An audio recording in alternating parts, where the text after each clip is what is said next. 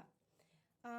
Kung ang nagsalita mismo po ay Nanawagan ang Malacanang sa mga overseas Filipino workers na huwag idamay ang ekonomiya at ang kanilang pamilya sa usaping pampolitika.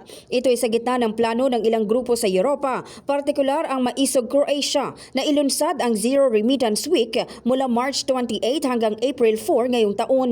Sa press briefing sa Palasyo, iginiit ni Palace Press Officer Claire Castro na maaaring maapektuhan hindi lamang ang gobyerno, kundi pati na rin ang mga pamilya ng OFWs kung matutuloy ang kampanya. Binigyang diin ni Castro na ang pamahalaan ay sumusunod lamang sa umiiral na batas at ang mga kasong isinampa laban kay dating Pangulong Rodrigo Duterte ay inihain din ng mga mamamayang Pilipino. Nabatid na layunin ng Maisog Croatia na ipanawagan ang pagbabalik ni Duterte sa bansa sa pamamagitan ng pansamantalang pagpapatigil ng pagpapadala ng pera sa Pilipinas.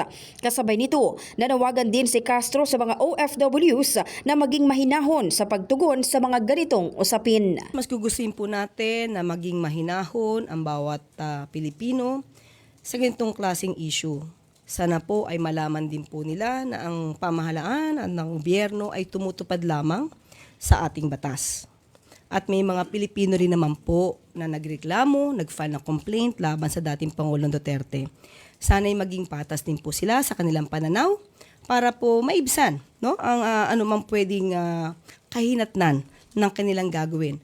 Pero siyempre po, kung hindi po sila magkakaroon at hindi sila magre-remit ng kanilang mga maaaring ipadala sa mga pamilya nila, hindi lamang po gobyerno maapektuhan, pati ang kanilang mga pamilya.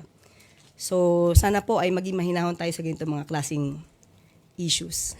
In the heart of changing lives, ako si Brigada Maricar Sargan ng 105.1 Brigada News FM Manila, The Music and News Authority.